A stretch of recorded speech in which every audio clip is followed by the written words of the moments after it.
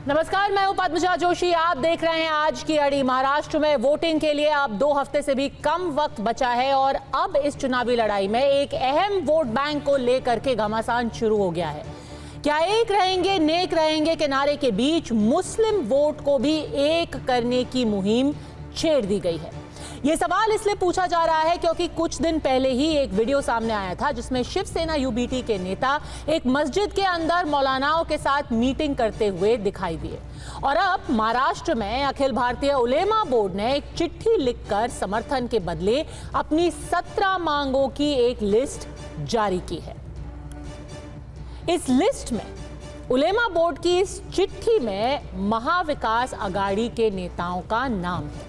उन्होंने उद्धव ठाकरे, शरद पवार और नाना पटोले को यह पत्र लिखकर कहा कि अगर हमारी मांगे पूरी की गई तो हम आघाड़ी का समर्थन करेंगे।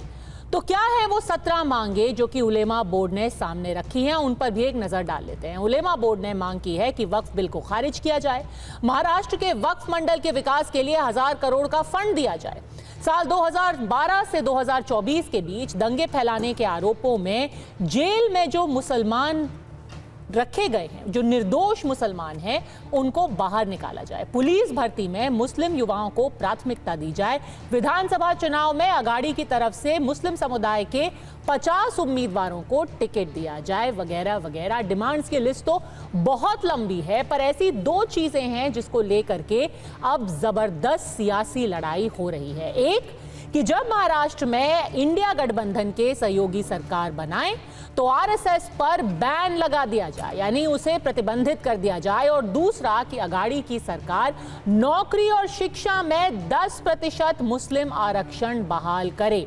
इन्हीं दोनों मांगों को लेकर अब भारतीय जनता पार्टी ने कांग्रेस और आघाड़ी पर हमला बोला है।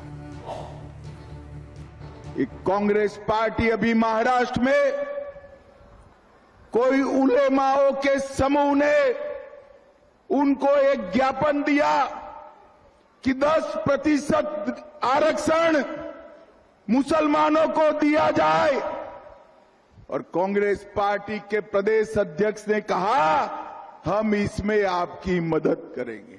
अगर मुसलमानों को 10% आरक्षण मिलता है, एक कांग्रेस पार्टी पिछड़ा वर्ग, दलित और आदिवासी का आरक्षण काटकर मुसलमानों को आरक्षण देना चाहती है। मैं यहां से राहुल गांधी को चेताना चाहता हूं, आपके मन में जो भी षड्यंत्र हो, राहुल बाबा, जब तक भारतीय जनता पार्टी है इस देश में माइनॉरिटी को आरक्षण नहीं मिलेगा, नहीं मिलेगा, नहीं मिलेगा। टैक्स पेयर पैसा देता है ताकि सड़क बने, टैक्स पेयर पैसा देता है ताकि गरीब के लिए स्कूल बने, टैक्स पेयर पैसा देता है ताकि अस्पताल मिले जिसमें हर समुदाय के लोग जाएं।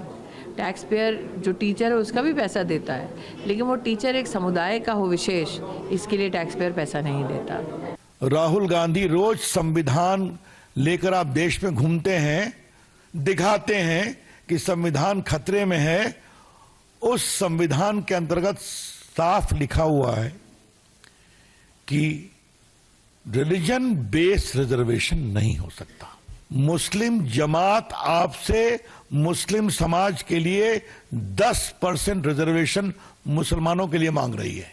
इसे आप सही मानते हैं?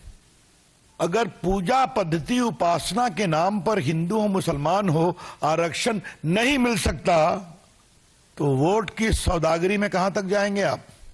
राहुल गांधी, कांग्रेस पार्टी, कितना देश को तोड़ेंगे आप वोट के लिए? कहां तक जाएंगे आप? आघाड़ी को अटैक करते हुए भाजपा उन 2 चिट्ठियों का हवाला दे रही है जो उसने जारी की है। इन चिट्ठियों के बिना पर यह दावा किया जा रहा है कि उलेमा बोर्ड की मांगों को आघाड़ी ने स्वीकार कर लिया है। इनमें से एक चिट्ठी 10 नवंबर की है और उस पर एनसीपी प्रमुख जयंत पाटिल के हस्ताक्षर यानी कि साइन है। चिट्ठी में उलेमा बोर्ड को समर्थन के लिए आभार जताया गया है, साथ ही एमबीए उम्मीदवारों की जीत के लिए प्रचार करने की उनसे अपील की गई है। 17 मांगों को लेकर इस तथाकथित पत्र में भरोसा दिलाया गया है कि इन मांगों को लेकर आघाड़ी की सरकार बनते ही उचित कदम उठाए जाएंगे। दूसरी चिट्ठी है महाराष्ट्र प्रदेश कांग्रेस कमेटी के लेटर हेड पर और इसमें भी इसकी भाषा एनसीपी की चिट्ठी से मिलती जुलती है, लेकिन कांग्रेस ने इस चिट्ठी से किनारा करते हुए कहा है कि चिट्ठी और उसमें दर्ज मांगे दोनों ही गलत है। महाविकास आघाड़ी से हमने मुतालबात किए हैं, उनमें वक्फ अमेंडमेंट बिल जो पेश किया गया है उसे फौरी और मुकम्मल मनसूख किया जाए। मुसलमानों को 5% रिजर्वेशन हाईकोर्ट ने मंजूर किया था, वो बहाल किया जाए और अनकरीब अगर हुकूमत आघाड़ी की आती है तो हर शोबे में 10% रिजर्वेशन दिया जाए। सरकारी कमेटियों पर कोई भी एक फोटोग्राफ आप दिखा दीजिए जहां किसी नेता को मिलकर उन्होंने पत्र दिया होगा। सच्चाई ये है कि भारतीय जनता पार्टी द्वारा प्रायोजित हिंदू मुसलमान विवाद कराना, बांटना, काटना और लूटना वाली जो राजनीति है उसके चलते वो इस तरीके के मुद्दों को सामने ला रहे हैं। ऑल इंडिया उलेमा बोर्ड ने महाविकास आघाड़ी जो कांग्रेस, राष्ट्रवादी कांग्रेस, शरद पवार और उद्धव जी के पार्टी के सामने 1 नहीं, 2 नहीं, 3 नहीं, 17 मांगे रखे हैं जो बेबुनियाद है। इसमें सर्वे कराने की बात है, महाराष्ट्र के वक्फ बोर्ड को संरक्षण देने की बात है, इसमें मोदी जी के वक्फ अमेंडमेंट एक्ट को विरोध करने की बात है और महाविकास आघाड़ी ने उनको आश्वासन दिया है कि उनके मांगों पर वो पॉजिटिवली बात करेंगे। अगर ऐसा होता है तो ये बहुत एक गंभीर परिस्थिति होगी और हमारे देश का अंग अंग बेचने जैसा एक वातावरण हमारे देश में होगा। तो अड़ी में आज के सवाल हैं एकदम सीधे। क्या महाराष्ट्र की लड़ाई में मुस्लिम वोट पर अब घमासान होगा? क्या ये पूरी लड़ाई अब एक मुस्लिम वोट पर आकर के टिक गई है या फिर चिट्ठी के जरिए आघाड़ी के खिलाफ नैरेटिव बनाने की कोशिश की जा रही है? सरदार आरपी सिंह, प्रवक्ता भारतीय जनता पार्टी के, हमारे साथ है कांग्रेस के नेता वरुण पुरोहित, सैयद जवाद कांग्रेस समर्थक, लेखक करण वर्मा। पर पहला सवाल मेरा आपसे है महेश चव्हाण, नेता एनसीपी शरद पवार गुट के। चव्हाण जी, ये तो मुस्लिम वोटों के लिए डील की जा रही है, हमारी 17 मांगे हमारे वोट। देखिए पद्मजा जी, ये जो बेसिकली उन्होंने मांगे की है, ये मांगे पूरी कौन कर सकता है? सरकार पूरी कर सकती है, विपक्ष पूरा नहीं कर सकता। ये तो पता होना चाहिए सभी को। तो इन्होंने जो मांगे की है, केंद्र में भाजपा की सरकार है, महाराष्ट्र में भाजपा की सरकार है, अगर इन्होंने जो मांगे की है वो जायज है, कानून के दायरे में है, संविधान के चौकट में है, तो उन्होंने सरकार के पास इसकी मांगे करनी चाहिए। नहीं, आपको क्या लगता है, क्या ये जायज है कि नहीं है? क्योंकि जो चिट्ठी दिखाई जा रही है वो तो जयंत पाटिल जी का हस्ताक्षर है उसमें, तो आप मानते हैं इन मांगों को? क्या ये चिट्ठी को मानते हैं आप कि आपने समर्थन किया इन मांगों का?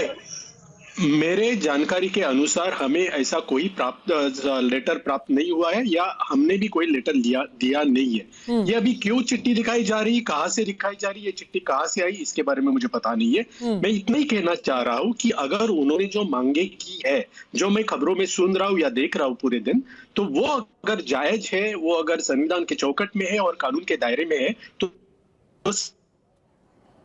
आप बताइए ना, आपकी क्या राय है?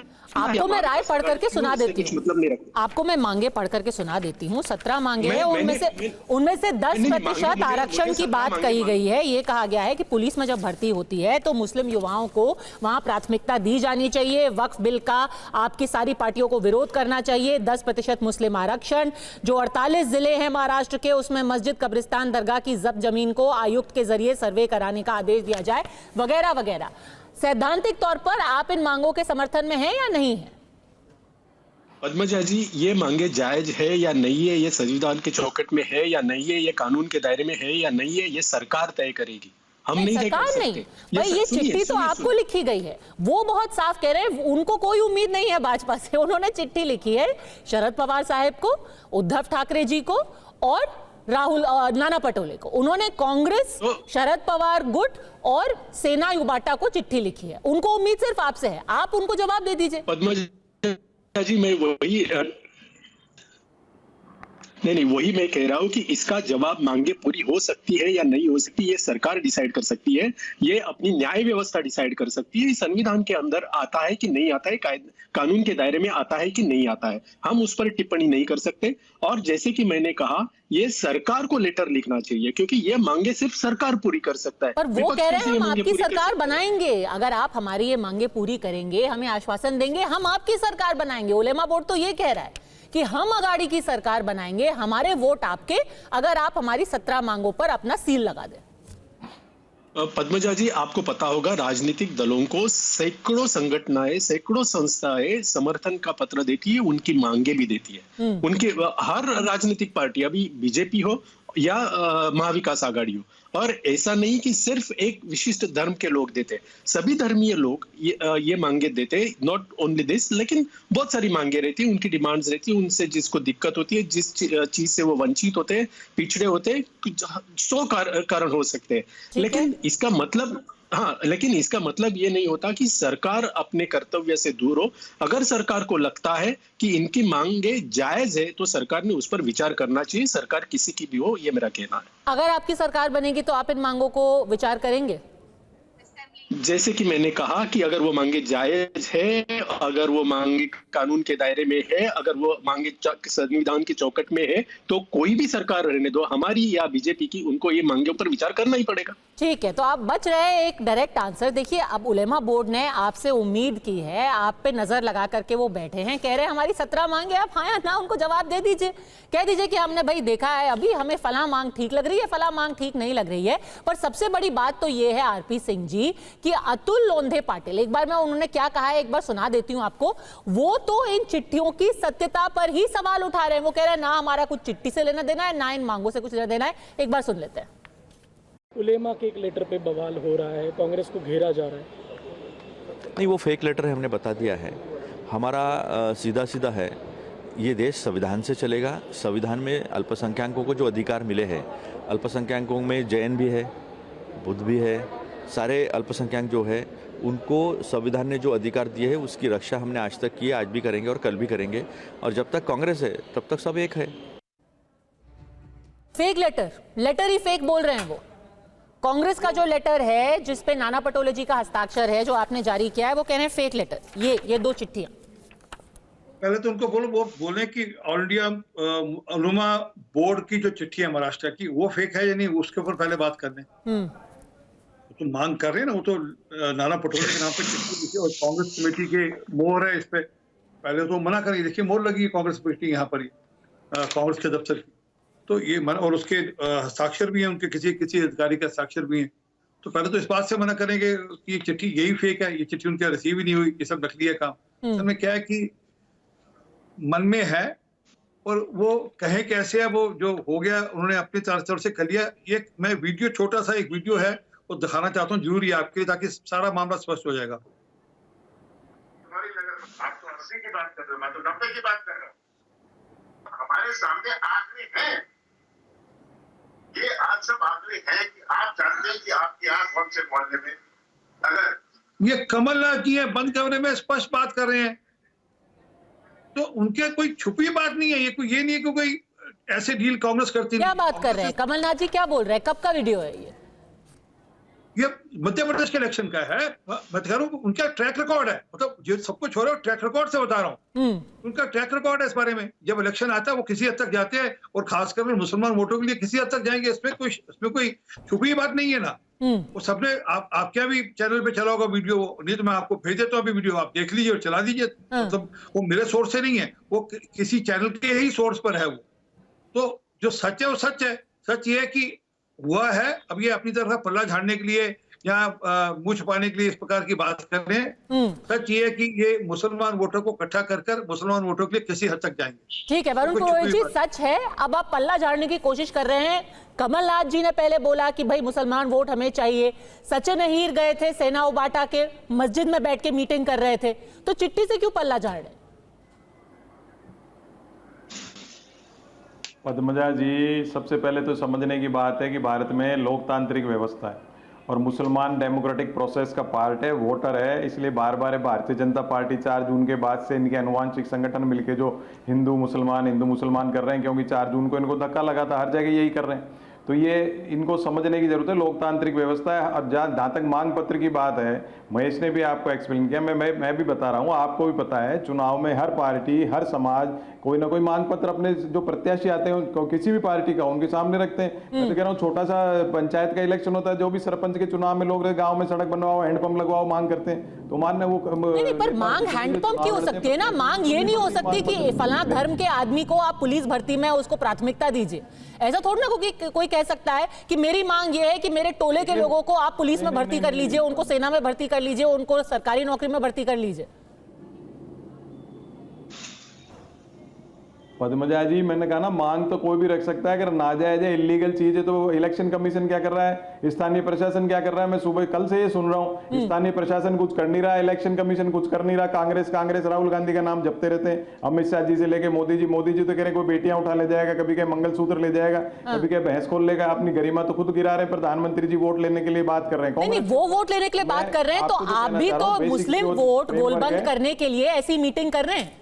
भाई आप भी तो मस्जिदों में जा रहे हैं, अगाड़ी के नेता भी तो मस्जिदों में जा रहे हैं। बात तो सुन लो आपको, मैं आपको वही तो कह रहा हूँ, क्या मुसलमान वोटिंग इस पार्ट का हिस्सा नहीं है, डेमोक्रेटिक प्रोसेस का हिस्सा नहीं है, या दलित नहीं है, या ब्राह्मण नहीं है, या जाट नहीं है? नहीं करते हैं क्या कैंडिडेट जाके? बीजेपी नहीं करती क्या कहीं जाके?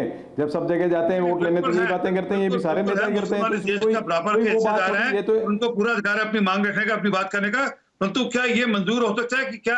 और आपने मांगा, और सुन लीजिए, नाना पटोले साहब ने क्या कहा, हम ऑल इंडिया उलमा बोर्ड के एक बयान मिला है जो महाराष्ट्र विधानसभा 2024 का हमारा समर्थन करने के लिए तैयार है, और आपके 17 मांगे हैं, और अंत में लिखता है कि मांगे हम आपकी मांगों को लागू करने के लिए निश्चित रूप से कदम उठाएंगे। मतलब हम सरकार में आएंगे, ये वादा करेंगे हम सरकार में आएंगे, सब कदम उठाएंगे, और वो मांगे आपने अभी पढ़कर सुनाई। परंतु मेरा चैलेंज से प्यार करें, अगर ये चिट्ठी निकली है तो कृपा करके जाकर तुरंत केस फाइल करिए ना, तब पता लग जाएगा। इतनी हिम्मत नहीं करेंगे। सही जवाब तो होना चाहिए, क्योंकि यहाँ पे तो स्टैंप लगा हुआ है, हस्ताक्षर है, एक जगह नाना पटोले के, एक जगह जयंत पाटिल के। ये बता देना चाहिए हमें कि दोनों के कंटेंट बिल्कुल हूबहू हैं, पर यहाँ पर अगर सच में उनका साइन फोर्ज किया गया है तब तो पुलिस में कंप्लेंट होनी चाहिए। सही जवाब जी, बहुत बहुत शुक्रिया आपका पद्मजा जी, आपके सभी दर्शकों को और आपको मेरा जय हिंद, जय संविधान। देखिए, अभी बड़ी आरक्षण के मुद्दे को लेकर के बात हो रही है कि 10% आरक्षण की बात कर दी उलमा काउंसिल ने। अरे भाई, चंद्रबाबू नायडू जी आपके समर्थक हैं, उनसे पूछ लीजिए, उन्होंने 4% आरक्षण का समर्थन करा था या नहीं करा था? आप उनके साथ गठबंधन में बैठे हुए हैं, तोड़ दीजिए गठबंधन, बोल दीजिए कि आपको मुसलमानों का वोट नहीं चाहिए, खुल करके बोलिए ना। अगर मुसलमानों के साथ महाविकास अघाड़ी बात कर ले रही है, दलितों के साथ बात कर ले रही है, पिछड़ों के साथ बात कर ले रही है, अगड़ों के साथ बात कर रही है, तो आपके पेट में दर्द क्यों हो रहा है? आप जाइए, आपका तो चंद्रबाबू नायडू के साथ गठबंधन है, बोलिए कि हमको गठबंधन नहीं चाहिए, और उनसे भी बुलवाइए कि उनको मुसलमान वोट नहीं चाहिए। मीठा मीठा गप गप और कड़ुआ कड़ुआ थू थू। तो आपको लगता है ये संवैधानिक जो संस्थाएं हैं उनका हिस्सा है ये, कि आप कहिए कि मेरा वोट लेने के लिए आप मेरी 17 मांगे ऐसी पूरी कीजिए। महाविकास अघाड़ी की जो लोग जेल में हैं उनको छोड़ दीजिए। महाविकास अघाड़ी की जो साझा घोषणा पत्र, उसमें ये कहा गया है सरकार बनेगी, 50% आरक्षण का जो बाउंड है उसको हटाया जाएगा, उससे ऊपर लेकर के जाएगा, जो पिछड़ चुके हैं लोग उनको आगे लेकर के। क्या धर्म के आधार पर दिया जाएगा? सुन लीजिए, 4%, मैं तो इसीलिए कह रहा हूं कि 4% आरक्षण का समर्थन चंद्रबाबू नायडू करते हैं या नहीं करते हैं, आज तक स्पष्ट नहीं कर पाए। उनके साथ गठबंधन कर, और कश्मीर में जाकर के गृह मंत्री जी ने कहा था कि हम 2 सिलेंडर देंगे मुफ्त आपको ईद पे और मुहर्रम पे, वहां पर आपकी नैतिकता चेंज हो जाती है। अरे उसका धर्म के आकर के आप चेंज कर ले। सुन लीजिए, अब सुन लीजिए, इनका चाल चरित्र और चेहरा ये है, सिलेंडर देना और आरक्षण देना दोनों बहुत अलग चीजें होती है। कश्मीर में जाएंगे तो ये मुस्लिम हितैषी बन जाएंगे, महाराष्ट्र में चले जाएंगे तो मुसलमान विरोधी बन जाएंगे, मध्य प्रदेश। बोलिए ना कि अरे मुसलमानों से मीटिंग कर रहे हैं। सिलेंडर का आरक्षण से क्या लेना देना है? सिलेंडर क्या, घर भी हर किसी को मिलना चाहिए। चंद्रबाबू नायडू पर धर्म के आधार पर आप आरक्षण थोड़ा दे देंगे। चंद्रबाबू नायडू का आपने मैनिफेस्टो पढ़ा है? वो 4% आरक्षण के समर्थक हैं या नहीं है? इसका जवाब दीजिए, पूछ लीजिए। अगर है तो गठबंधन में क्यों? सुन लीजिए, उन्होंने बाकायदा जो है बात रखी थी अपनी, और मदरसों के लिए, वक्फ बोर्डों की जमीनों के लिए, इमामों की सैलरी के लिए बाकायदा टीटीबी ने अपना जो मैनिफेस्टो जारी करता, उन्होंने कहा था हम आगे लेकर के आएंगे। यही थी कि मुसलमान बहुत पिछड़ गए, ये टीडीपी का अपना ऑन रिकॉर्ड बयान है कि मुसलमान बहुत पिछड़ गए हैं, उनकी आर्थिक शैक्षणिक जो भागीदारी है उसको हम सुनिश्चित करेंगे। आज आप गठबंधन में हैं, वहां पर आप जो है मुंह फेर ठीक है, देते हैं। बताइए ये करण कैसे वर्मा, है? अगर टीडीपी करे तो ठीक, अगर अगाड़ी करे तो विलन, क्यों? नहीं, अगर टीडीपी भी करे तो हम उसका बिल्कुल, मैं तो नहीं समर्थन करता उसका। अरे आपके समर्थन से क्या होता है? मैं अपनी बात कर रहा हूँ ना, अब आप चुप रहेंगे बीच में, या आपको इसमें भी बोलना है बीच में? नहीं, आपके चुप करके समर्थन से सुनिए। हम नहीं करते। पद्मजा जी, आप इनको प्लीज चुप कराएंगे? जब ये बोल रहे थे मैं शांति से सुन रहा हूँ। वो अपना मैं अपनी- इंडिविजुअल ओपिनियन दे सकते हैं। अपना पक्ष रखूंगा ना, आपके हिसाब से बोलूंगा मैं। प्रॉब्लम वहां आ जाती है पद्मजा जी कि आज ये एमवीए जो है ये महाविकास अघाड़ी नहीं रह गई है, ये मुस्लिम विकास अघाड़ी हो गई है। आज जब हम कांग्रेस पार्टी की बात करते हैं, इन्होंने कर्नाटका में क्या किया? सारे मुस्लिम्स को ब्लैंकेट रिजर्वेशन दे दिया, ओबीसी के अंदर इंक्लूड कर लिया। तो इससे हौसले बुलंद हो जाते हैं। उलेमाओं को पता है कि अगर उनका कोई हमदर्द है, अगर कोई हितैषी है, तो वो यही है, मुस्लिम विकास अघाड़ी। क्या किया उद्धव ठाकरे ने? उद्धव ठाकरे ने कहा वक्फ को कोई छू नहीं सकता। जिनके पिताजी ये कहते थे कि वक्फ की कोई जगह नहीं है, क्या ये एक इस्लामिक राष्ट्र है, उनके सुपुत्र आज कह रहे हैं वक्फ को कोई छू नहीं सकता। पालघर साधुओं में जिन्होंने सीबीआई प्रोब नहीं ऑर्डर किया, सीएए पे राज्यसभा से जो बाहर निकल गए, एआईएमपीएलबी जो all India Muslim personal law board है, उनके लोगों से मिलकर कह रहे हैं हाँ भाई यूसीसी से दिक्कत आ सकती है, वो व्यक्ति ऑब्वियस सी बात है, उलेमा समझते हैं कि इनके पास जाओ और अपनी मांगे पूरी करो। और कौन सी मांग उनकी नहीं पूरी हुई है? वैसे भी ओबीसी के तहत मुस्लिम को रिजर्वेशन दे रहे हैं ये लोग कर्नाटका में, वैसे भी सावरकर को जो पानी पी पी के गाली दे रहे हैं, आज शिवसेना ने उनको अपना लिया है, उद्धव सेना ने उनको अपना लिया है। जो बाला साहेब कहते थे कि वीर सावरकर को भारत रत्न मिलना चाहिए, वो आज उनके साथ कंधे से कंधा मिलाकर खड़े हैं। तो ये तो बिल्कुल सही बात है। मैं तो मानता हूं ये चिट्ठी भी सही है, और इसमें से आधी ज्यादा शर्तें तो ये प्रतिपक्ष मान चुके हैं। अगर मैं एनसीपी की बात करूं, ये तो वो पार्टी है जिसने बॉम्बे ब्लास्ट के टाइम पे कह दिया था 13वां ब्लास्ट हुआ है, और वो भी दिखा दिया था मुस्लिम इलाके में, ताकि हिंदू मुस्लिम सौहार्द बना रहे।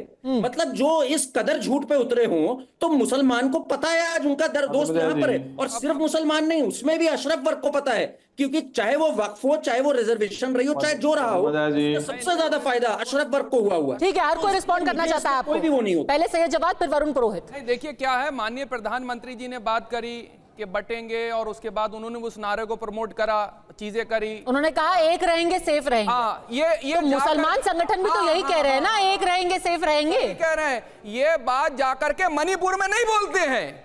मणिपुर के अंदर अरे सर, अभी आप मुंबई में रहिए ना, आप मणिपुर कहाँ पहुंच गए? भारतीय जनता पार्टी की मणिपुर में सरकार, अभी आप मुंबई पे रहिए। बोल पाते भाई देश के लिए है ये बात। जम्मू कश्मीर में जाएंगे, वहां पर जाकर के कुछ और बोलेंगे, महाराष्ट्र में जाएंगे, वहां पर जाके कुछ और बोलेंगे, झारखंड में जाएंगे, वहां पर कुछ अलग बयानबाजी करेंगे। लगातार झूठ बोलते हैं, लगातार झूठ बोलेंगे, सच के साथ कैसे खिलवाड़ करा जाए वहां पे बोलेंगे। मणिपुर पे जवाब मांग लो तो नहीं बोलेंगे, वहां पर सेफ नहीं रहेंगे, वहां पर एक नहीं रहेंगे। सर, जब भी वहां पर घटनाएं होंगी, वहां पर क्यों मणिपुर, वहां पर भी एकता का मैसेज है। सेकंड, जब भी कोई और मेहताई दोनों कम्युनिटीज को, दोनों वर्ग को एकता का ही संदेश दिया प्रधानमंत्री ने। मणिपुर खुद एक बहुत बड़ा मुद्दा है, वहां पर भी एकता का संदेश दिया है प्रधानमंत्री ने। एक सेकंड सैयद जवाद साहब, प्रधानमंत्री ने, गृह मंत्री ने वहां पे भी एकता का संदेश दिया। एकता का संदेश यूनिवर्सल है भाई। मणिपुर में जाकर के देना डबल इंजन की सरकार। जब एक सेकंड, जब प्रधानमंत्री कहते हैं एक रहेंगे सेफ रहेंगे, तब वरुण पुरोहित आप कहते हैं कि ये एक विभाजनकारी राजनीति की जा रही है। पर अगर मुसलमान संगठन कहते हैं कि एक रहिए और अपने वोट को सेफ रखिए, और ये उलेमा बोर्ड अकेला नहीं है, इसके पहले मराठी मुस्लिम सेवा संघ, उन्होंने भी चिट्ठी जारी करके क्या कहा है कि भाई आप लोग सब एकजुट हो जाइए, मुसलमानों को स्ट्रेटेजिक और टैक्टिकल वोटिंग करनी चाहिए। वो भी तो यही नारा दे रहे हैं कि एक रहिए सेफ रहिए। और किसके लिए एक रहिए? अघाड़ी के लिए एक रहिए। पद्मजा जी, पहले तो करण जी का जवाब दे दूं। बार बार कांग्रेस को कोस रहे थे, तो भाई कांग्रेस के आदमी लेके सरकारें क्यों बनाई भाई मोदी जी ने? आदि आज जो संसदीय दल है इनका, उसमें आधे से ज्यादा कांग्रेस के पृष्ठभूमि के लोग सांसद बना ले खुद का। इसका मतलब आज लीडरशिप फैक्ट्री नहीं है। कांग्रेस से इंपोर्ट करते हो, फिर कहते हो हमारे यहाँ करके शुद्ध वो साफ हो गए, गंगा जी से नहा लिए, कर लिए, पता नहीं क्या क्या नाटक ड्रामा चलता है, पाखंड चलता है इनका।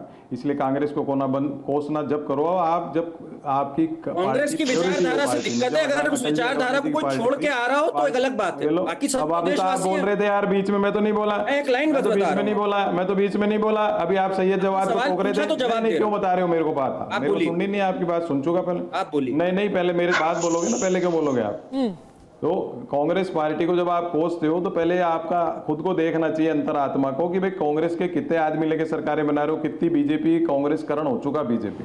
दूसरी बात, आप बार बार कर रहे हो हर चीज पे कि कांग्रेस ने मुसलमानों को किया, मुसलमानों ने समर्थन चिट्ठी दे रहे। मुझे बताओ फिर आप हिंदू तो कर रहे हो दिन भर आप? तो जब आपको भी वोट हिंदू के पीछे छुप के ही लेना ना, देश को तो पूंजीवाद में धकेलना, आपको हिंदुओं को तो कुछ आपने निहाल किया नहीं है। तो आप मान रहे हैं कि बीजेपी हिंदुओं के वोट के लिए काम कर रही है और आप मुसलमानों के वोट के लिए काम कर रहे हैं? बताइए, खुद ही मान गए बात। नहीं, हम तो सभी के लिए कर रहे हैं, हमको तो वोट लेना है, चुनाव जीतना है, क्यों नहीं करेंगे? मैंने कहा ना, सारे प्रत्याशी कोई भी पार्टी का जाता है, घर घर जाता है वोट मांगने।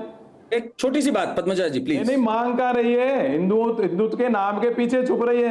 हम अगर मुसलमान का वोट मांगते हैं, कि दलित का मांगते हैं, ब्राह्मण का मांगते हैं, तो सारे प्रत्याशी जाते हैं। जी एक छोटी सी बात, फिर सब जगह। नहीं पद्मजा जी, इन्होंने कहा कि बीजेपी हिंदुत्व पे मांग रही है। भाई हिंदुत्व तो सुप्रीम कोर्ट ने, मैं कोट कर रहा हूं, हिंदुत्व मीन्स इंडियन कल्चर, भारतीय संस्कृति। अगर भारतीय संस्कृति पे बीजेपी वोट मांग रही है, वो तो बिल्कुल ठीक कर रही है।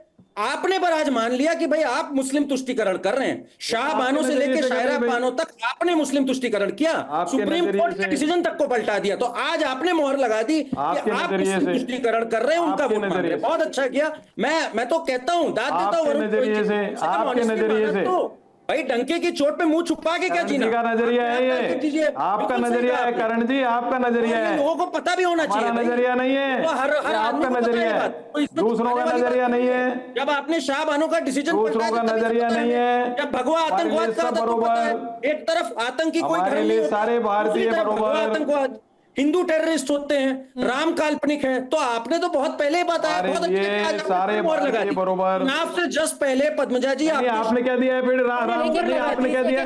राम सेतु पे मोदी सरकार ने क्या दिया है? सुप्रीम कोर्ट में एफिडेविट नहीं, सुप्रीम कोर्ट में क्या एफिडेविट दिया है मोदी सरकार? हिंदुत्व की परिभाषा। राम सेतु पे, अच्छा एक सेकंड, अभी राम सेतु पे नहीं जाएंगे, राम सेतु पे नहीं जाएंगे। महेश चौहान जी, ये जो वोट बैंक की राजनीति की बात की जा रही है, इसका कैसे असल जिंदगी पर असर पड़ता है? अभी एक टिस की रिपोर्ट आई है जो कि बहुत जरूरी है। आपको भी पता है कि मुंबई में ऐसी कई सीटें हैं जो कि अब मुस्लिम बाहुल हो चुकी हैं, और कैसे उनका जो पूरा नेचर है पिछले 10-25 सालों में पूरी तरीके से बदल चुका है। और टिस की ये रिपोर्ट क्या बताती है, 1951 से लेकर के अगले 2051 तक कैसे सूरत बदल जाएगी मुंबई की, ये इस रिपोर्ट में बताया जा रहा है। वो कहते हैं कि कैसे हिंदू आबादी और मुस्लिम आबादी मुंबई में बदली है। तो देखिए, वो कहते हैं कि साल 1951 में मुस्लिम आबादी थी 8% और हिंदू आबादी थी 88%। फिर 2011 में 67% हो गई हिंदू आबादी और मुस्लिम आबादी बढ़ करके 21% हो गई। और उनका प्रोजेक्शन है कि साल 2051 में मुस्लिम आबादी हो जाएगी 30%, यानी कि 8% से बढ़ करके वो 30%, 24% बढ़ जाएगी। और हिंदू आबादी 88% से नीचे महज 54% रह जाएगी। यही है वोट बैंक की राजनीति का असर, क्योंकि ये रिपोर्ट महेश जी ये भी कहती है कि इन लोगों को, और ये कोई हिंदुस्तानी मुस्लिम नहीं है, ये कहा जा रहा है कि घुसपैठियों को बसाया गया है मुंबई में साल दर साल, और कुछ पॉलिटिकल पार्टीज ने ये काम किया है। महेश जी। पद्मजा जी, अभी आप मुझे बताइए, 10 साल से केंद्र में और राज्य में किसकी सरकार है? अगर घुसपैठिए आए हैं और इधर बस गए हैं, तो उन्हें आधार कार्ड कौन इशू करता है? सरकार इशू करती है, विपक्ष इशू करता है। उन्हें पैन कार्ड कौन इशू करता है? उन्हें रेशन कार्ड कौन देता है? उन्हें मुफ्त के अनाज कौन देता है? सरकार देता है। सरकार किसकी है? बीजेपी की है। महाराष्ट्र में सरकार किसकी है? बीजेपी की है। केंद्र में सरकार किसकी है? बीजेपी की है। डबल इंजन की सरकार है, तो विपक्ष को क्यों सवाल पूछ रहे? अगर ये आबादी घुसपैठियों की वजह से बढ़ी है मुस्लिमों की, तो उसके लिए जिम्मेदार सरकार है, और सरकार में बीजेपी है, तो ये सवाल आप बीजेपी से पूछिए। और दूसरा मुझे यहाँ कहना है, ये करण वर्मा जी यहाँ पर लेखक के तौर पे बैठे, लेकिन बातें तो वो बीजेपी के समर्थक के नाते कर रहे हैं। उन्हें भी समझना चाहिए, वो अभी एनसीपी ने 93 में 13वां ब्लास्ट किया और क्या किया, ये बातें कर रहे। क्या ये सीबीआई में थे? क्या ये सीआईडी में थे?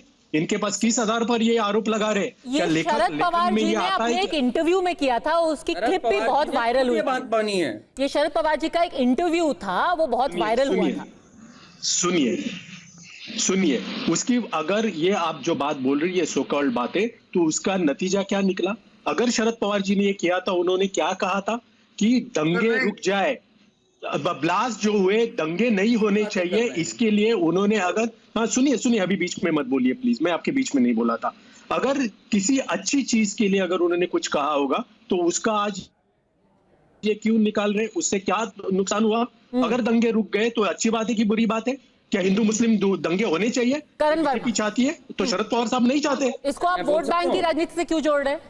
नहीं, देखिए महेश जी ने क्या पलटी मारी। पहले जब उन्हें पता लगा कि पकड़ी नहीं जाएगी बात, बोल दें कि आपको कैसे पता, आप क्या सीबीआई में थे? जहां आपने पॉइंट आउट किया कि भाई इनका वायरल इंटरव्यू, मैंने सो कॉल्ड कहा, नहीं आते। आप बीच में मत बोलिए, बीच में मत बोलिए, बीजेपी के समर्थक के नाते मत बोलिए। पद्मजा जी, ये क्या तरीका है? मैं बीच में बोल नहीं रहा हूँ, ये बीच में बार बार बोल रहे हैं। जहां इनकी बात पकड़ी जाती है महेश जी को, इन्हें डिबेट का सलीका नहीं है तो फिर ना है बात करने। ठीक है महेश जी, आपको आप भी बीच में तो बोले थे मेरे। नहीं, मैं चुप हो गया था जब आपने बात मैंने भी आपको चुप रही है। अब आपकी चोरी पकड़ने जा रहा हूं मैं यहाँ पर। आपने जब शुरुआत में चोरी वगैरह कोई नहीं कर रहा है, लेखक आप चोरी है, ये विचारों की चोरी है। एक सेकंड रुक जाइए। जब इन्होंने पहले कहा विचारों की चोरी तो आप कर रहे हैं, लेखक के नाते बात कीजिए, बीजेपी के समर्थक के नाते मत बात कीजिए। पूरा टाइम दूंगी मैं महेश जी, पूरा टाइम दूंगी। क्या सलीका नहीं बात करने का? बोलिए। अभी ये कह रहे थे आपसे कि क्या ये सीबीआई में काम करते हैं जो इनको ये बात पता है? ऐसा तो कभी कहा ही नहीं। फिर आपने इनको पॉइंट आउट किया कि भाई एक वायरल इंटरव्यू है। ये अपने खुद शरद पवार जी का इंटरव्यू तो सुनते नहीं, अब बिना पढ़े लिखे आ गए इस चीज पे। अब जब बता दिया तो कह रहे हैं ये तो बहुत अच्छा झूठ है, नेक झूठ है, सेक्युलर झूठ है, भाई हिंदू मुस्लिम एकता दिखाने के लिए झूठ है। आपने झूठ बोल दिया एक कम्युनिटी के बारे में कि वहां पे 13वां ब्लास्ट हुआ ताकि आप लीपा पोती कर सके, और आप उसको अच्छाई का हिजाब पहना रहे हैं यहां पर। मतलब शर्म आनी चाहिए कि आप एक कम्युनिटी को ब्लेम कर रहे हैं कि वहां पर भी ब्लास्ट हुआ था और उस पर आप चोगा पहना रहे। जो 12 ब्लास्ट हुए थे उसके जो असली जिम्मेदार थे उनका नाम लेने की हिम्मत करिए, ना कि हिंदू मुस्लिम की एक फर्जी एकता दिखाइए। अगर जिसने गलती करी है उसको पकड़िए, लीपा पोती करने का काम मत करिए। आज से क्या लेना देना? इसकी दुकान बंद मुझे बात करनी है इस चिट्ठी से और उलेमा बोर्ड से, इसका क्या लेना देना है करण वर्मा? आप ये कनेक्शन क्या कर रहे हैं? मैं बता रहा हूं क्योंकि इनको हमेशा से हमदर्दी रही है। मैंने आपसे क्या कहा? ये मुस्लिम विकास अघाड़ी है। चाहे एक बॉम्ब ब्लास्ट तक इन्वेंट करना पड़ जाए एक वर्ग को क्लीन चिट देने के लिए, तो ये कर देंगे। तो इन्हीं से तो बात करेंगे उलेमा। पद्मजा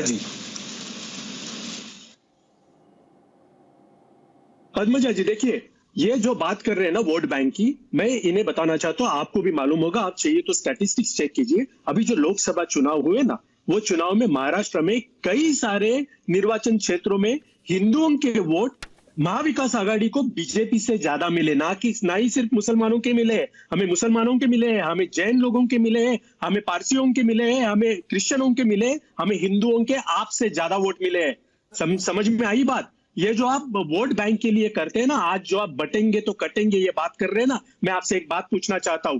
अगर आपके योगी जी जो एक राज्य के मुख्यमंत्री है, वो अगर ऐसे कहे कि जाति, प्रांत, भाषा और धर्म के आधार पर अपने भारत के सभी नागरिकों ने एक रहना चाहिए, उन्हें बंटना नहीं चाहिए, तो हम उनके साथ हैं, हम उनको समर्थन देंगे। लेकिन अगर योगी जी या नरेंद्र मोदी जी सिर्फ एक धर्म के लोगों को, जैसे कि हिंदू लोगों को कहे कि आप बटेंगे तो बटेंगे, तो मुझे आप अभी बीच में मत बोलो, आप अभी बीच में मत बोलो। धर्म बोला, आप झूठ बोल रहे हैं। कंप्लीट करने दो पद्मजा जी, मुझे कंप्लीट करने दो। पद्मजा जी सिर्फ 10 सेकंड, ठीक है, 10 सेकंड बोलने दीजिए, फिर आरपी सिंह जवाब देंगे। सवाल बीजेपी 10 सेकंड में कंप्लीट करता हूं, मैं 10 सेकंड में कंप्लीट करता हूं। अगर ये सिर्फ एक धर्म के लोगों को कह रहे हैं कि आप बटेंगे तो कटेंगे, तो मुझे जानना है, लोगों के मन में सवाल है कि बीजेपी ने यह जवाब आपके माध्यम से अभी जनता को देनी चाहिए। वो ये है कि बटेंगे तो क्यों कटेंगे, कैसे कटेंगे और कौन काटेगा?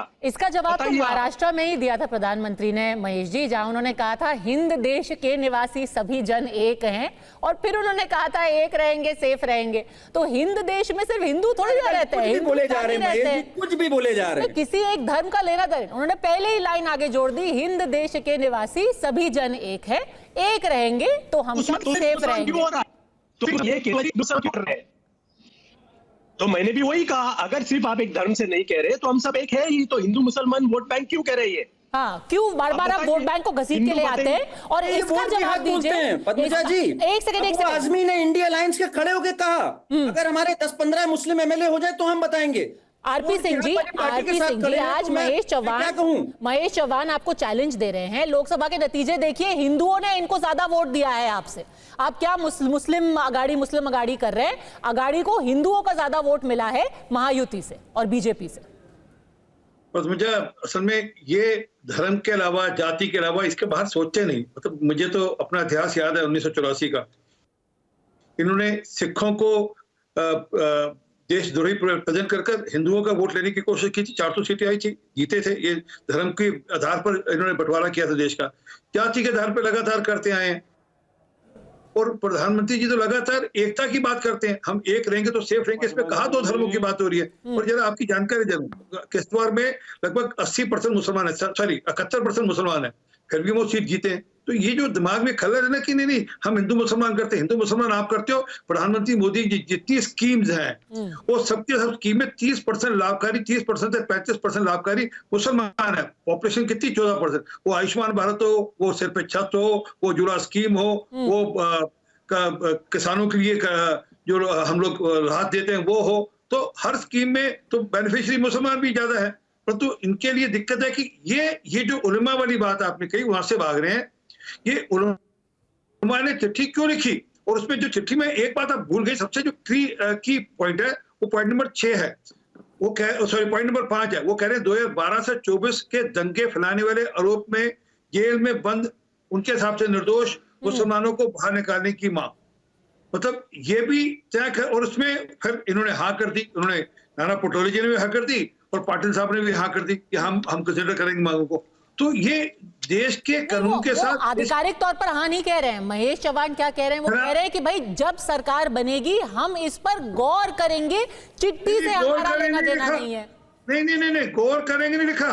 उन्होंने कहा कि हम इसको लागू करेंगे। वो आपकी चिट्ठी मान नहीं रहे ना, वो आपके ऊपर FIR कराएंगे। माने तो मुकदमा नहीं, पद्मजा चिट्ठी नहीं माने तो उनको बोलो मुकदमा करे, तुरंत मुकदमा करे, सारा कुछ निकल आएगा, सब दूध का दूध पानी का पानी हो जाएगा। ठीक है, बिहाइंड द सीन्स क्या डील हो रही थी जो कि अब बाहर आ गई है, तो उससे भागने की कोशिश की जा रही है। मैं ये क्यों पूछ रही हूँ, क्योंकि चलिए चिट्ठी पर अगर आप कह रहे हैं कि ये नहीं है हमारी चिट्ठी, ये बात तो सच है ना कि 2 शिवसेना उबाटा के नेता मस्जिद में गए, और ऐसे वैसे कोई नेता नहीं, सचिन अहीर बड़े बड़े नेता, एक विधायक है, दूसरे MLC हैं, जाकर के वो मौलानाओं से जाकर के मिले, उनके बीच में बैठ करके कह रहे हैं कि अरे भाई 2024 लोकसभा के चुनाव में सारे उलेमा मैदान में उतर गए थे और अघाड़ी को जिता दिया था।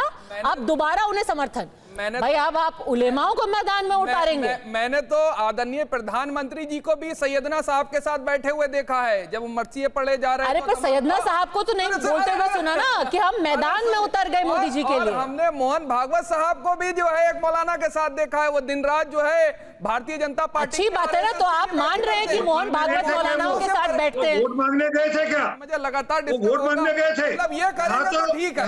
और अब वोट की बात हो रही है, हिंदू मुसलमान की राजनीति बिल्कुल मुबारक। वोट मांगने गए हैं वापस, और वो कह रहे हैं कि हमें इन शर्तों पर हम आपको वोट देंगे। उस पर कोई आपत्ति नहीं होती। एक सेकंड हैरत की बात बता हिंदू। एक सेकंड आरपी सिंह जी एक सेकंड।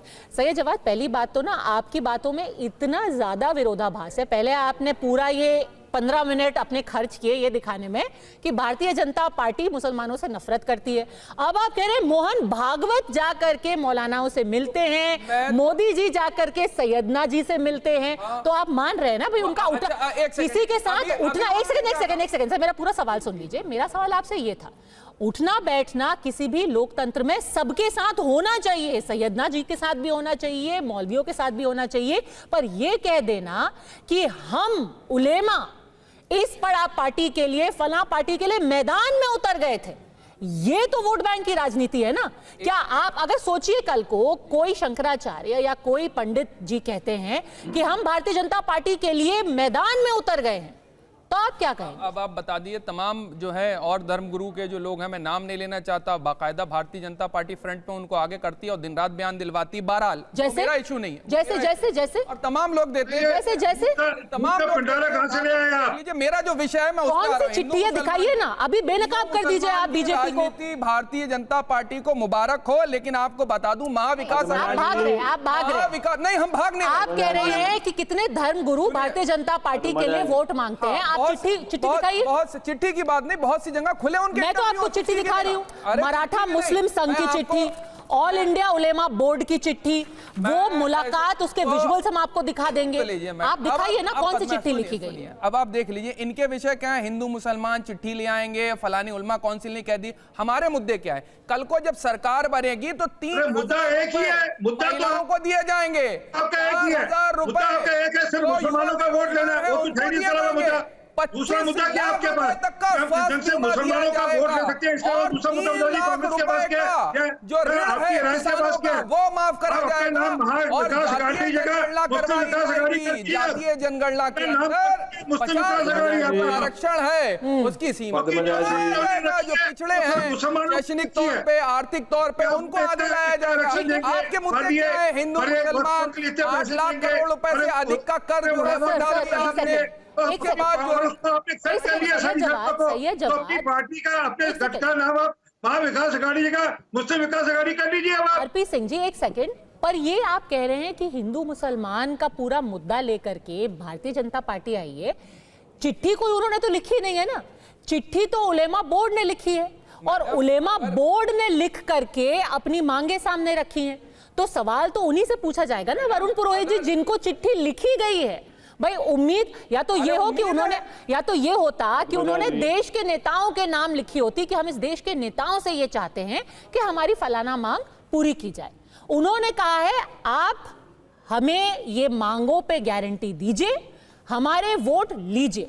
और मैं दोबारा ये कह रही हूं वरुण पुरोहित जी कि ये एक अकेला नहीं है, ये देखिए मराठी मुस्लिम सेवा संघ की जो चिट्ठी है उसमें से थोड़ा सा पढ़ करके मैं आपको बता देती हूँ। उन्होंने क्या कहा है, जिस तरह लोकसभा चुनाव में आपने महाविकास अघाड़ी का साथ दिया, उसी तरह आज हम सबको महाविकास अघाड़ी के साथ खड़े रहना है।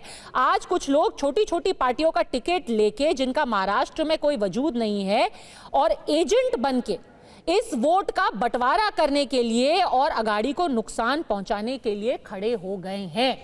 तो बंद दरवाजों के पीछे कुछ तो हो रहा है ना, कोई ऐसा तो है नहीं कि ये मराठी मुस्लिम सेवा संघ एक दिन जगा उन्होंने कहा हम चिट्ठी लिख देते हैं। कुछ तो बातें हो ही रही होंगी ना कि वोट को एकदम गोलबंद करने की ये कोशिशें लगातार की जा रही हैं। वरुण जी। पद्मजा जी, अभी आपने पूछा साधु संतों की बात थी, अडवाणी जी की रथ यात्रा मैंने देखी है, कितने साधु संत उस समय प्रचार कर रहे थे, बीजेपी के नाम नहीं लेना चाहता, सब आदरणीय है, पूरे बीजेपी के लिए पूरे देश में लाम बनते हैं, आपको ध्यान होगा। राम मंदिर के लिए रथ यात्रा थी, वो साधु संत इनके साथ नहीं आते, यात्रा राम मंदिर के लिए थी। बोल लगे आप लोगों को खाली कटोरे बजाओ जाके कहीं, खाली कटोरे बजाओ कहीं जाके, अरे अपना मुसलमानों के घर पे जाकर उलमाओं के घर पे जाकर कटोरा लेकर बैठ रहे हो, जाकर नहीं कर रहे हो, दूसरे को बोलने नहीं देते हो, घर पे जाकर कटोरा लेकर बोलने नहीं देते हो बीच में, ये कौन सा तरीका है आपका? मैं बोल रहा था आपके बीच में, ठीक है, मैं बोल रहा था कि बीच में आपके, मैं बोला था आपके बीच में, घर पे जाकर भीख का कटोरा लेकर बैठो आप जाकर। आरपी सिंह जी नहीं, किसी के कोई कटोरा नहीं लेके कहीं जा रहा, एक एक पूरे देश के कर दिया ना, भीख का कटोरा था आपने, मोदी जी ने कर दिया नोटबंदी के बाद, पूरे देश को भीख मंगवा रहे। अब कहाँ चले खाली पूंजीपतियों की टीम बैठे हो। वरुण जी, अंग्रेजी में एक कहावत है कि once is happenstance, twice is coincidence, third time is a trend। यानी कि अगर कोई चीज 1, 2 नहीं 3 उससे ज्यादा बार हो जाती है, मतलब यहाँ पे कुछ ना कुछ तो ट्रेंड है। अरे उलेमा बोर्ड की चिट्ठी आ रही है, किसी मुस्लिम संघ की चिट्ठी आ रही है, मस्जिदों में मीटिंग की जा रही है, तो कुछ तो ये एक स्ट्रैटेजी बन रही है ना, ये तो आप मानेंगे। पद्मजा जी, मैंने तो शुरू में ही कहा आपको, भाई प्रत्याशी होगा तो वोट लेने जाएगा क्या? मुसलमान पार्ट नहीं है डेमोक्रेटिक प्रोसेस के? मैं पूछना चाह रहा हूँ, बीजेपी अगर चाह रही है कि साहब वो मुसलमान के, तो दूसरी कांग्रेस पार्टी जावे नहीं मुसलमानों के वोट लेने, ये कौन सा नैरेटिव क्रिएट हो रहा है? मुसलमान के जो भी वोटर होगा उसके पास जाएगा प्रत्याशी, और सब वहां जिसका प्रभाव होगा उससे रिक्वेस्ट करेगा मुझे वोट डलवाओ। उसको बदले में क्या देगा? उसको बदले में जितने लोग टेरर के मामले में बंद है उनको रिलीज कर देंगे, बदले में क्या मिलेगा? नहीं, कौन कर देगा? तो न्याय, अरे भाई बंद कोई कर ही नहीं सकता न्यायिक प्रक्रिया में गया हुआ आदमी को कैसे? नहीं, क्योंकि अगर आप किसी का वोट मांगने जा रहे हैं, उन्होंने तो अपनी मांगे साफ कर दी है ना, वो कोई अपने प्यार की वजह से तो दे नहीं रहे, वो कह रहे हैं कि हम देंगे और हमारी मांगे पूरी कीजिए। मांग देखिए, मांग कोई भी कर सकता है। वोटर अगर प्रत्याशी जाता है तो कोई कहता है मेरे, छोटी सी बात करी मैंने आपको, हैंडपंप से लेके ऊपर तक की बात होती है। कोई बड़े शहर की बात है तो साहब कोई कहेगा बड़ी रेल लाइन डलवाइए, कोई कहेगा हमारे ये करवाइए, कोई एयरपोर्ट करवाइए, कोई कहेगा छोटी सी जगह का चुनाव होगा। रेल लाइन जेल से आती है ना बाहर, वोटर तो जनता रेल लाइन जेल तक जाएगी, इसमें क्या बात है प्रत्याशियों से। ठीक है, इन दो चीजों का जवाब दीजिए, इन दो चीजों का जवाब दीजिए आरपी सिंह जी। एक कि कितने बड़े बड़े धर्मगुरु हैं वो भी आपके लिए वोट मांगते हैं, आपको समर्थन देते हैं। दूसरा, मुसलमान भी इस प्रक्रिया का हिस्सा हैं। तब तो कोई नहीं कहता कि भाई हिंदू वोट जो है एक तरीके से, पता नहीं जो भी आप उसको नाम देना चाहते हैं, वोट जिहाद, उसको तो नहीं कहा जाता। वोट जिहाद की बात तो हमने नहीं की, वोट जिहाद तो साबित हो रहा है ना मौलाना की और ये धर्मगुरु आपके लिए वोट मांगते हैं, वरुण पुरोहित के। आप बता दीजिए, मैं तो चैलेंज देकर कह रहा हूँ ना, ये कह रहे वो राम मंदिर के लिए रथ यात्रा थी, वो उसमें तो हर किसी को भागीदारी करनी चाहिए थी, उसमें मुसलमानों ने भी भागीदारी करी थी। मैं आपको वीडियो भेज दूंगा जी, पॉलिटिकल प्रोसेस उन्होंने स्वागत किया था। परंतु अरे रोको भाई पुरोहित साहब, आपको अब अपनी बारी बड़ी चल लगती है। परंतु जो मूल बात है वो बात देखा कैसे, मैंने इसलिए बोला, मैं बोलता नहीं हूँ, आपको लगा ना दिक्कत हुई, मैं बीच में बोला तो आगे से ध्यान रखो, दूसरे के बीच में ना बोलो। ठीक है, आपने बदले के लिए टोक दिया ना वरुण जी, अब बात सुन लीजिए, बोलिए। वो जो मेरा कष्ट है वो ये कि वो कह रहे कि दंगे में जो लोग इन्वॉल्व है उनको छोड़ा जाएगा, और वो दिक्कत है कि कांग्रेस भी और एनसीपी इस बात को मान रही है कि हम करेंगे ये। वो मानो, जहां तो मेरा सीधा कहना है, जहां तो वो कहे अभी ऐसा, पुरोहित साहब तो बड़े बड़े समझदार लोग में से हैं। पुरोहित साहब एक केस करवा दीजिए ना, नाना पुटले को बोलो अभी ट्वीट करे, बोले ये चिट्ठी मेरी नकली है, मेरा चैलेंज स्वीकार कर लो। अगले 24 घंटे का चैलेंज देता हूँ, सुनिए पद्मा जी, अगले 24 घंटे का चैलेंज है, मैं कल आपकी डिबेट में दोहरा आऊंगा, इसी समय आऊंगा, और 24 घंटे के अंदर ट्वीट डलवा दीजिए या केस करा दीजिए। नहीं करेंगे, कोई को वोट चाहिए, इनकी मिली भगत है। अब ये बोला, एक सेकंड आरपी सिंह सर, चुनाव आयोग के पास तमाम कंप्लेंट्स पड़ी हुई है 2024 में लगातार। मैं कह रहा हूं, मेरे साइन कोई नकली करेगा तो मैं उसके खिलाफ मुकदमा करूंगा नहीं करूंगा। अरे कोई मेरे साइन नकली करेगा, मैं मुकदमा करूंगा नहीं करूंगा। अरे मेरा चैलेंज स्वीकार करो, अगले 24 घंटे के अंदर उनको मुकदमा दर्ज करे, थाने में जाए, नाना पटेल टीडीपी पे मैंने इनसे जवाब मांगा था, थाने में जाए और कहें कोई जवाब नहीं दिया। आप पूछिए टीडीपी पे आज तक कोई जवाब नहीं देंगे। अगर मैं जो पूछ रहा हूँ उसका जवाब नहीं दे रहे ना जी, जो मैं कह रहा हूँ मेरा चैलेंज स्वीकार करें, या तो आप कहिए कि जो लोगों के खिलाफ मुकदमे हैं दंगे करने के, क्यों नहीं आप जैसे दंगे करने वालों को छोड़ा है, वैसे आप मांग वाजिब लग रही है। महेश चौहान जी, ये तो देश का कोई भी आदमी चाहेगा, एक सेकंड कर मैं आ रही हूँ मैं आपके पास, देश का कोई भी आदमी चाहेगा अगर इस तरीके से कोई चिट्ठी बनाई गई है, झूठ फैलाया गया है, माहौल बनाया गया है अगाड़ी के खिलाफ, और वो भी उसके शीर्षतम नेताओं के नाम पर, तब तो आपको फौरन एक बयान जारी करना चाहिए कि उलेमा बोर्ड की मांग से हमारा कुछ लेना देना नहीं है, हम इसका समर्थन नहीं करते और ये चिट्ठी सरासर झूठ है। अब तो 24 घंटे हो गए, अब वो स्टेटमेंट आ जाना चाहिए और एफआईआर तो फौरन हो जाना चाहिए। जयंत पाटिल के नाम पर ऐसी चिट्ठी लिखे जाना, ये तो बहुत सीरियस बात है। पद्मजा जी, पार्टी के वरिष्ठ नेता, महाविकास आघाड़ी के वरिष्ठ नेता इस पर जरूर स्टेटमेंट देंगे और वो जो एक्शन रिक्वायर्ड है वो लेंगे। लेकिन मैं यहाँ पर ये कहना चाहता हूँ, अगर मुकदमा करना ही है ना, तो महाराष्ट्र की और देश की जनता उन पर मुकदमा करना चाहती है। बीजेपी उन पर मुकदमा करे जिन पर प्रधानमंत्री जी ने भरी सभा में 70,000 करोड़ के भ्रष्टाचार के आरोप किए थे, उन पर मुकदमा चलाइए। जिन पर आपने सुनी अभी बीच में मत बोलिए यार, नहीं आपका सबूत है, बिना बात के निराधार पद्मजा जी उनको सबूत बताइए, उनको सबूत बताइए, प्रधानमंत्री की रैली की सबूत बताइए।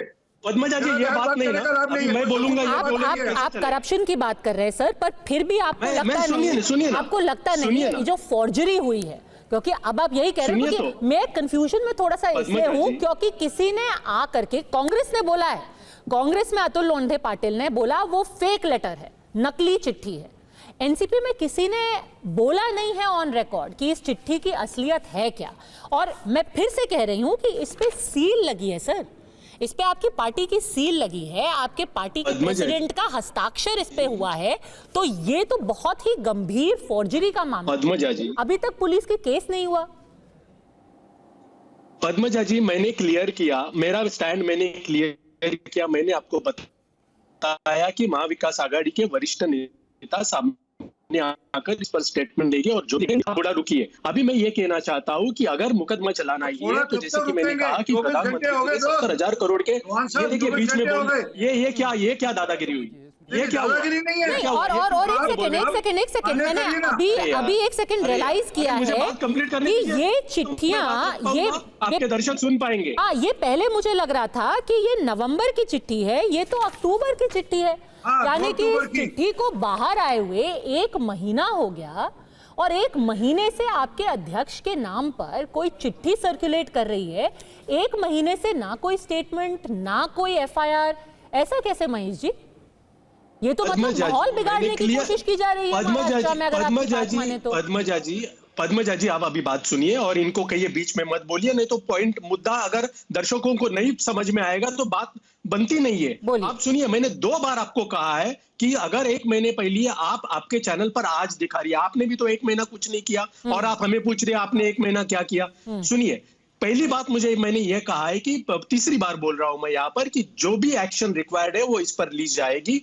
दूसरी बात मैं यहाँ पर ये कहना चाहता हूँ, मैं अपने दर्शकों को एक बड़ी खबर दे दूं। इस वक्त बड़ी खबर आई है क्योंकि एक ट्वीट आया है NCP शरद पवार की तरफ से और आपके लिए काफी मदद हो जाएगी इससे महेश जी, क्योंकि आप अभी टीवी पे आपको पता नहीं होगा।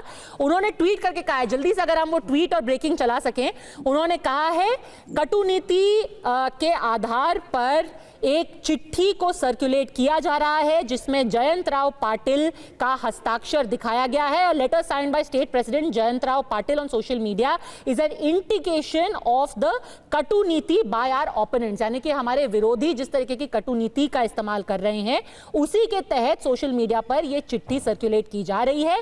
This attempt is to drag a case and throw mud at the opposite party and it has been crushed in time. Fake news, fake narratives. Karan Verma, अब तो दोनों पार्टियों ने कह दिया है, तो कौन माहौल बनाने की कोशिश कर रहा था महाराष्ट्र के अंदर? क्या हिंदू मुस्लिम करने की कोशिश की गई?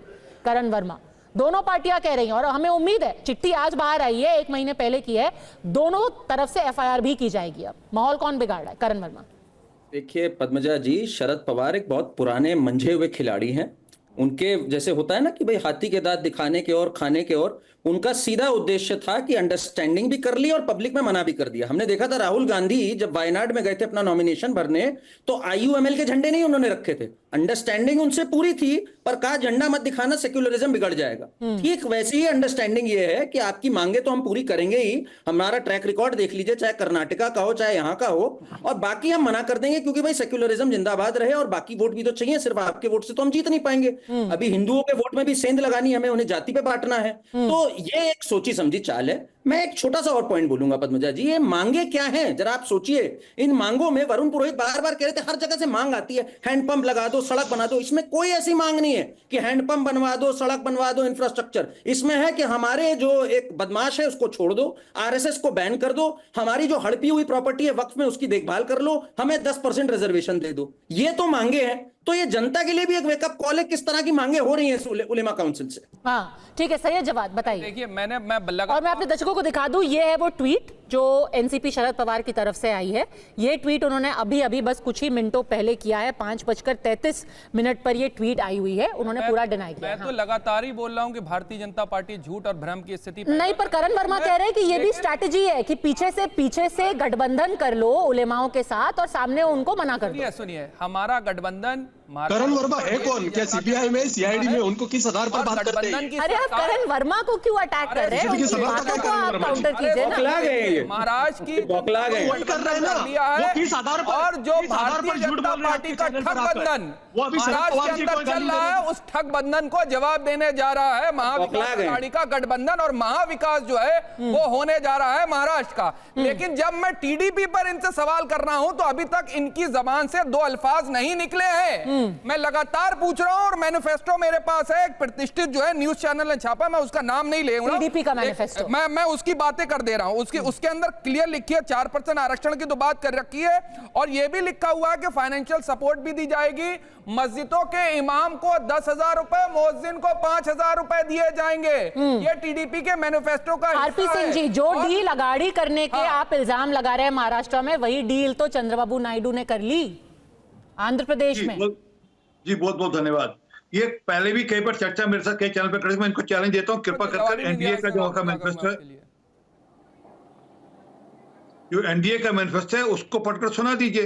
हर पार्टी का अपना मैनिफेस्टो हो सकता है, होगा, परंतु जो मूल बात जो जिसपे सारी बात रही है वो पॉइंट नंबर 5 है कि 2012 से लेकर 24 तक चंद्रबाबू नायडू पे भी बोल दीजिए, थोड़ी हिम्मत तो करिए। जैसी कांग्रेस कांग्रेस कांग्रेस कांग्रेस कांग्रेस छाती पीटे जा रहे हैं, राहुल गांधी अच्छे डॉक्टर को, चंद्रबाबू नायडू पे अच्छे डॉक्टर से मिलो और अपने कान का इलाज कराओ। मैं देखूं तो कान का इलाज कराओ, अपने कान का इलाज कराओ जाकर कहीं पे किसी मैं तो आपसे खुला कह रहा हूं, नहीं बोले जाएगा।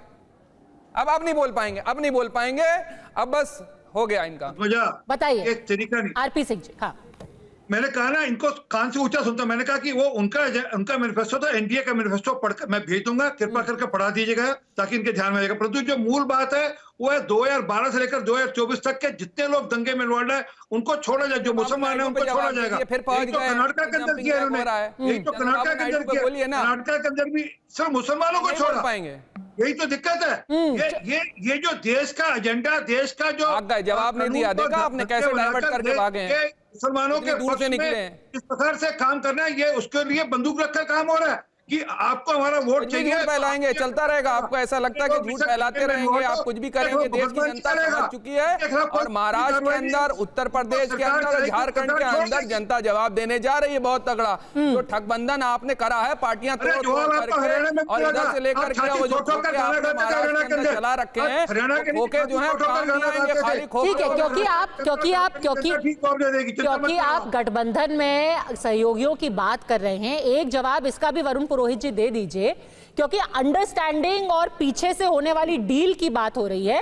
एक डील का इल्जाम लग रहा है केरला में भी, और सोचिए वो कौन इल्जाम लगा रहा है, वो भारतीय जनता पार्टी नहीं इल्जाम लगा रही कांग्रेस के ऊपर।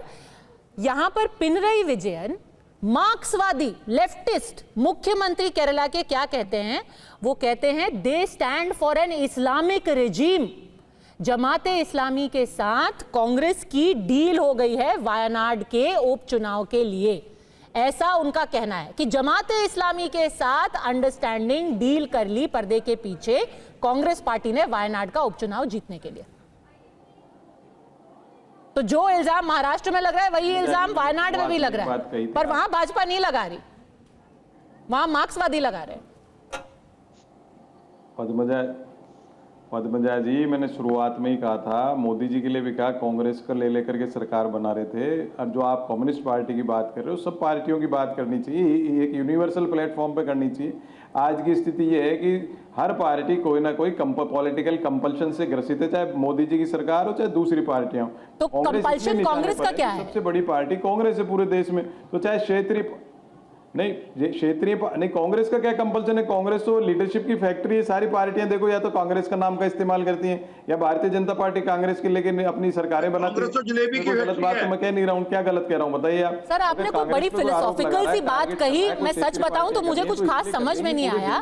मेरा तो बहुत सीधा सा सवाल था। उनका कुछ अस्तित्व बनने का राजनीतिक अस्तित्व। सर मेरा तो बड़ा सीधा सा सवाल था कि सोचिए एक सबके जो पार्टियों के टारगेट पर रहते हैं कांग्रेस पार्टी रहती है, जो असली बात है। नहीं, ये आपने कोई बहुत गहरी बात कह दी, लोगों को खास समझ में नहीं आई। मेरा सवाल थोड़ा बहुत ही सिंपल सवाल था मेरा। वरुण जी अटल जी अडवाणी जी थे, हम भी उसकी रेस्पेक्ट करते थे। वरुण जी, मोदी काल के अंदर भारतीय जनता पार्टी जो है कॉस्मोपॉलिटन पार्टी बन गई। वरुण जी, आज सारे झगड़े हो रहे हैं हर बात में। कॉस्मोपॉलिटन अडवाणी जी परिवार को कोसना जो है ना, पब्लिक इससे परेशान हो गई। ठीक है, आपने 10 साल में क्या, मैं तो कह रहा हूँ कांग्रेस बुरी है, आप तो रुक ही नहीं रहे, कांग्रेस को हटा दिया। आपको 10 साल दिए, तीसरी बार आपके जवाब आप ही बता दीजिए। एक सेकंड, ठीक है, चलिए महाराष्ट्र छोड़ देते हैं। महाराष्ट्र में सब कुछ झूठ हो रहा है, ठीक है, महाराष्ट्र में सब झूठ हो रहा है। एक सेकंड प्लीज, 30 सेकंड, शायद उनको सुनाई नहीं दे रही मेरी आवाज। वरुण जी को शायद मेरी आवाज जा नहीं है, थोड़ा कम कीजिए उनकी आवाज। सही है, जवाब आप बताइए, आप बताइए। नहीं, इनकी हेडलाइन देखिए, उन्होंने सिर्फ उन्होंने ये नहीं बोला, उन्होंने सिर्फ इतना नहीं बोला कि जमाते इस्लामी के साथ डील हुई है, उन्होंने कहा they stand for an Islamic regime, यानी वो एक इस्लामिक राष्ट्र का समर्थन कर रहे हैं, जमाते इस्लामी का साथ ले करके। आपको पता है वायनाड के अंदर उपचुनाव है, हाँ। और वायनाड के अंदर पिनराई विजयन ने भी अपना कैंडिडेट दिया है, तो वो झूठ बोल रहे हैं। भारतीय जनता पार्टी ने दिया है। मैं ये कह रहा हूं उससे पहले पिनराई विजयन ने भारतीय जनता पार्टी और आरएसएस के लिए भी कुछ कहा है, वो भी चलाया करिए। लेकिन क्या है, चुनाव के अंदर आरोप प्रत्यारोप चलते रहते हैं, और उससे पहले अभी इलेक्शन में मैं बार-बार चंद्रबाबू नायडू जी ने माननीय प्रधानमंत्री के बारे में क्या कह दिया, राज्य के मुख्यमंत्री है। तो वो झूठे हैं। अरे नहीं, या वो संगीत राज्य के मुख्यमंत्री है। मैं ये कह रहा हूं चुनाव के अंदर नहीं है। केरल के अंदर जिस तरीके से लोग कांग्रेस को पसंद कर रहे हैं, और आदरणीय प्रियंका जी प्रचंड वहां पर वोटों से जीत करके आएंगी, भारतीय जनता पार्टी का खाता भी नहीं खुलेगा, वहां पर अंडा मिलेगा। चलिए आप तो सीधे इलेक्शन कमीशन बन गए। कौन जीतता है कौन हारता है वो तो लोगों के हाथ में है, पर उम्मीद अब यह है कि अगर ये चिट्ठियां फर्जी हैं और दोनों पार्टियां कह रही हैं कि चिट्ठियां फर्जी हैं, तो जल्द से जल्द एफआईआर कराया जाएगा, क्योंकि ये एक बहुत बहुत गंभीर मामला है। एनसीपी शरद पवार ने उलेमा बोर्ड की चिट्ठी को फर्जी बताया है, कहा है हमने ऐसी कोई चिट्ठी उलेमा बोर्ड को नहीं भेजी है, जयंत पाटिल के हस्ताक्षर वाली चिट्ठी पूरी तरीके से फर्जी है। अड़ी में हमसे जुड़ने के लिए आप सबका बहुत बहुत धन्यवाद।